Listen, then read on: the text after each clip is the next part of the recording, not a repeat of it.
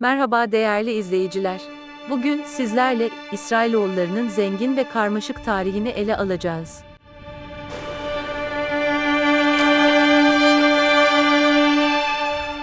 Bu yolculukta antik çağlardan başlayarak günümüze kadar uzanan bir hikayeyi anlatacağız.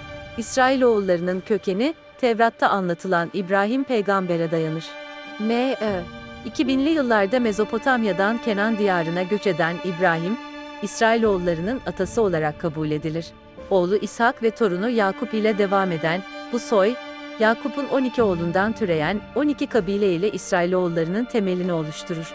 M.Ö. 1700'lü yıllarda kıtlık nedeniyle Mısır'a göç eden İsrailoğulları zamanla burada köle durumuna düşerler. Musa peygamberin önderliğinde M.Ö. 1250 civarında gerçekleşen Mısır'dan çıkış olayı, İsrail tarihinin dönüm noktalarından biridir.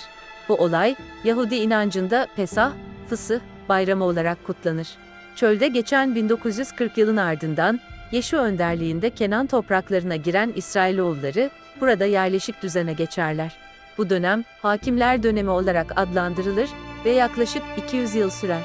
Samuel'in peygamberliği sırasında, halk bir kral talep eder ve böylece İsrail krallığı dönemi başlar. İlk kral Saul'un ardından, M.Ö. 1000 civarında tahta geçen Davut, krallığı güçlendirir ve başkenti Kudüs yapar. Oğlu Süleyman döneminde krallık en parlak dönemini yaşar. Süleyman, Kudüs'te ilk Yahudi tapınağını inşa ettirir. Ancak Süleyman'ın ölümünden sonra, M.Ö. 930'da krallık ikiye bölünür. Kuzeyde İsrail Krallığı, güneyde Yahuda Krallığı. Bu bölünme, İsrailoğullarının tarihinde önemli bir kırılma noktasıdır. Kuzeydeki İsrail Krallığı, M.Ö. 722'de Asurlular tarafından yıkılır ve halkı sürgüne gönderilir. Bu, tarihte kayıp 10 kabile olarak bilinen olayın başlangıcıdır. Yahuda Krallığı ise, M.Ö. 586'da Babilliler tarafından yıkılır. Birinci tapınak tahrip edilir ve halk Babil'e sürgüne gönderilir. Bu olay, Yahudi tarihinde Babil sürgünü olarak bilinir. M.Ö. 539'da Pers İmparatoru Kiros'un Babil'i fethetmesiyle Yahudilerin bir kısmı Yahuda'ya geri döner.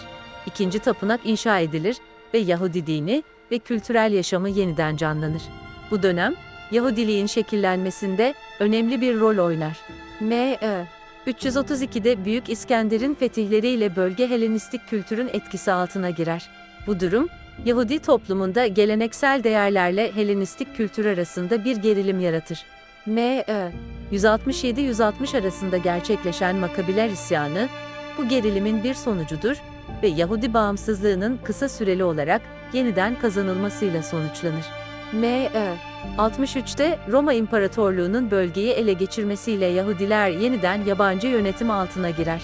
Bu dönemde Herod Tapınağı inşa edilir. Ancak Yahudi-Roma ilişkileri giderek gerginleşir. M.S. 66-73 yılları arasında gerçekleşen Büyük Yahudi isyanı, Roma'nın sert müdahalesiyle bastırılır ve M.S. 70'te ikinci tapınak yıkılır. M.S. 132-135 yılları arasında gerçekleşen Bar Kohba isyanının bastırılmasının ardından, Roma İmparatoru Hadrian, Yahudileri Kudüs'ten sürer ve şehri pagan bir koloniye dönüştürür. Bu olay, Yahudi diasporasının başlangıcı olarak kabul edilir. Diaspora döneminde Yahudiler, dünyanın çeşitli bölgelerine dağılır. Bu süreçte Yahudi kimliğinin korunması için Talmud gibi dini metinler derlenir ve yorumlanır. Orta Çağ'da Yahudiler, Hristiyan ve Müslüman toplumlarda genellikle zimmi statüsünde yaşar, zaman zaman baskı ve zulme maruz kalırlar. Yüzyılın sonlarında İspanya'dan sürülen Sefarad Yahudileri, Osmanlı İmparatorluğu başta olmak üzere çeşitli ülkelere göç eder. Bu dönemde Doğu Avrupa'da Aşkenaz Yahudi kültürü gelişir ve 19. yüzyıllarda aydınlanma hareketinin etkisiyle Yahudi toplumunda reform hareketleri başlar. Bu dönemde seküler Yahudi kimliği de gelişmeye başlar. Öte yandan özellikle Doğu Avrupa'da antisemitizm yükselişe geçer ve pogromlar yaşanır. Yüzyılın sonlarında Theodor Herzl'in öncülüğünde Siyonizm hareketi ortaya çıkar. Bu hareket, Yahudiler için Filistin'de bir ulusal yurt kurulmasını hedefler. 20. yüzyılın başlarında Filistin'e Yahudi göçü hızlanır. İkinci Dünya Savaşı sırasında yaşanan Holokost, Yahudi tarihinin en karanlık dönemlerinden biridir.